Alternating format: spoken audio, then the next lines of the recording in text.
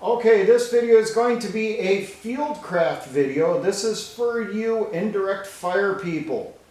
You 11 Charlies with your mortars, your field artillery, and your rocket systems, like the HIMARS, like the MLRS in the U.S. military.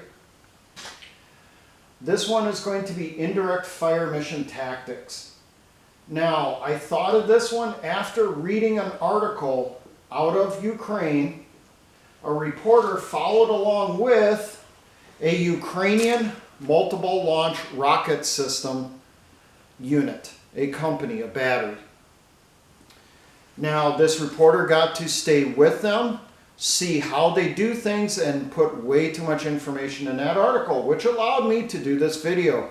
I have here essentially the battle drill on how this works with these Ukrainian units. So let's go over it. First off, the unit is in standby. When they're in standby, they are in their hide location, wherever that could be.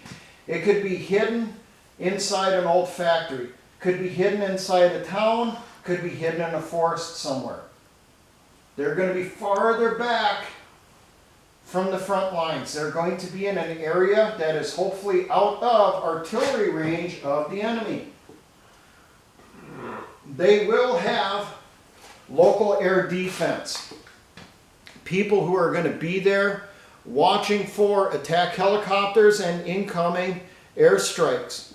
And should those airstrikes come in, they should have a way to hold those attack helicopters off, hold those Sukhoi 25s, those A-10s off long enough that that unit can get those launchers out of the hide position and hopefully somewhere safe. While they're in standby, they're doing maintenance on their equipment, doing their battle drills, making sure that they know how to do it correctly. They're checking their munitions, that the rockets are in good condition, so on and so forth. While they're in standby, that's when we get our call for fire. This call for fire could be because of intel that they received. The intel could be reports from patrols on the enemy lines or behind the enemy lines. It could be intel from satellites, from a assisting outside country that is acting like a combatant but isn't officially part of the combat. This intel could be from drones, reconnaissance drones. It could be from reports from their own fixed wing and rotary wing assets flying over an area. They notice a target. Well, what could those targets potentially be? For the Ukrainian multiple launch rocket systems, troop concentrations, armor locations, where's the main battle tanks hiding at? Bridges to stop the enemy from being able to bring supplies and reinforcements forward and cut the enemy off from retreating organized out of the battle space during an attack. It can be fortifications that the ground troops are going to have to hit not long after the strike. Soften them up. A very, very popular target for the Ukrainians is ammunition and supply dumps. If it's within rocket range, it's going to get hit. If it's within artillery range, it's going to get hit if they can find it. Another target that they love to hit is helicopters that are on the ground, that are within artillery range. That pushes the enemy's helicopter gunships farther back, so they have to use more fuel to move forward, and they have less loitering time in the area. And then another thing, which is a huge weakness of the Russian military, command posts. If you can locate that, you can take out the command post. That Russian unit is typically immobilized. And you know what? The reverse is also true for the Ukrainians. The Russians have been finding that out also with their strikes. So we have our call for fire. Call for fire comes in, the information gets passed off to that indirect fire unit down here, that MLRS unit that's in hiding down here in the buildings. He gets the intel from his hire. He gets the target information. He then goes through and he plots likely locations to use as the firing points for the systems he has, based on their range, how long it takes to load, how long it takes for them to move to get out of an area quickly before the enemy can send their counter battery fires in. These must be within firing range of the target, obviously, that they plan on hitting.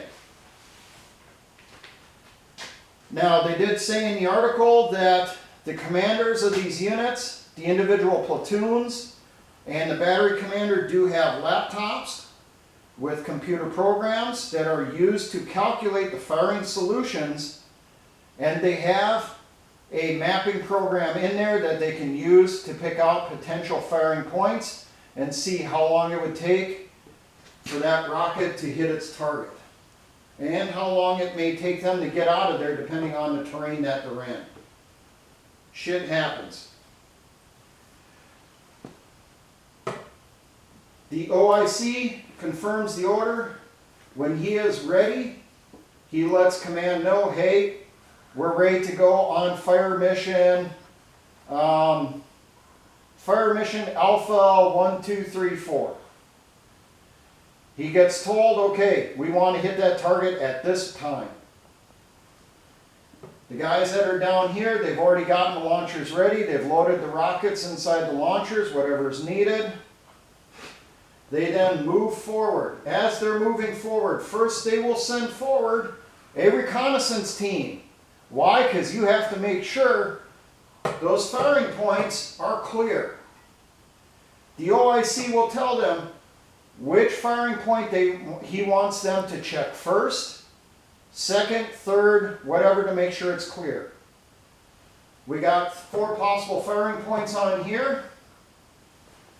We've determined that the easiest one for us to use and the best one will be FP2. So our reconnaissance element, while these guys are getting ready to roll out, they're moving forward, they're checking FP2. They're checking to make sure that that area is not mined, has not been hit with indirect fire already, and there's craters all over the place. They're checking to make sure there is no enemy activity in here. There's no ambushes. There's no snipers. It's not under observation by drones already, waiting for that multiple launch rocket system to come forward.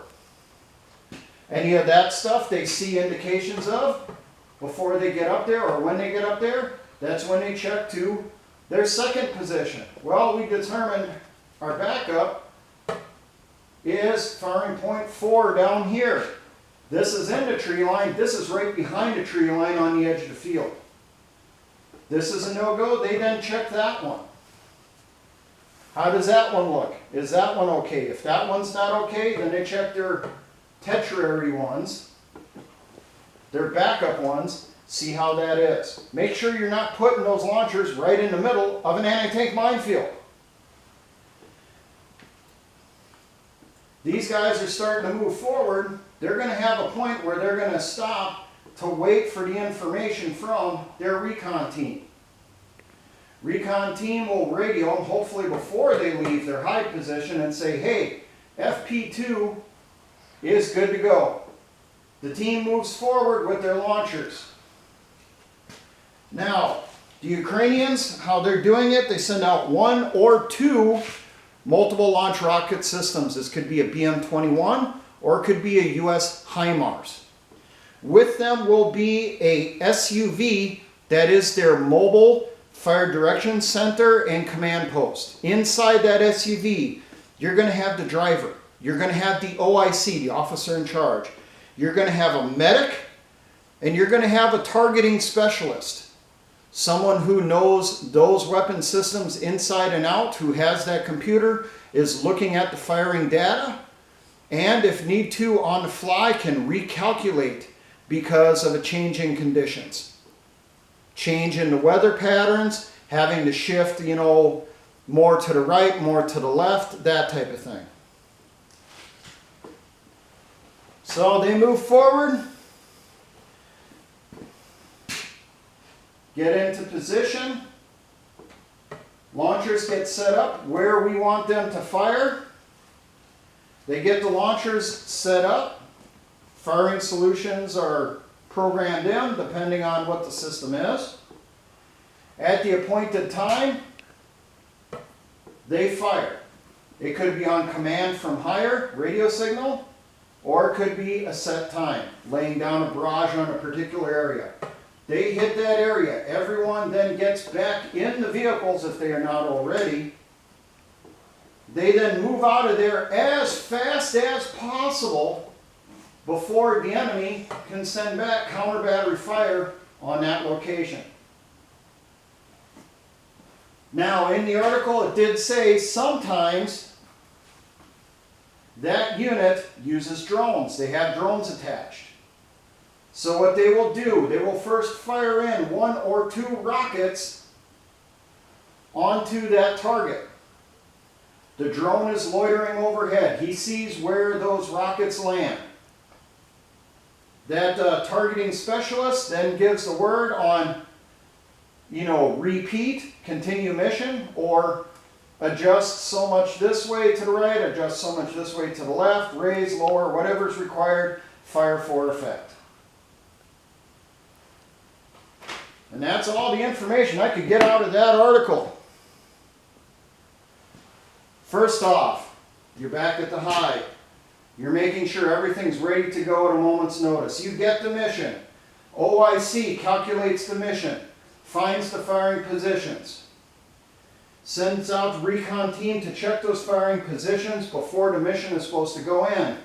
While the recon team's going out, they're finishing up their preps on the vehicles, make sure they're loaded with the required munitions for that mission. Could be cluster bombs, high explosives, whatever's required. It could be scat mines, scattable mines, whatever's required. They're loading it into the launchers while these guys are checking the firing points. They get the okay. These guys start moving forward and go to that clear firing point, get into position, put in the adjustments on the weapon system so that it'll hit the target that's expected. Everyone is in the vehicles or near the vehicles. You fire it off, load up, and get the hell out of Dodge. Go back to either this hide position or a new one. A new one would be better. Wash, rinse, repeat.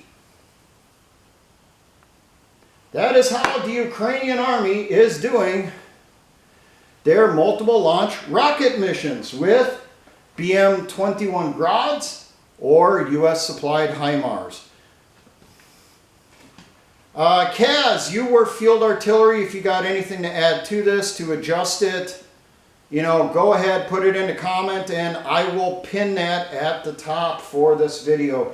Now, for all my engineer brothers in the Patriot Militia movements, always remember essayons.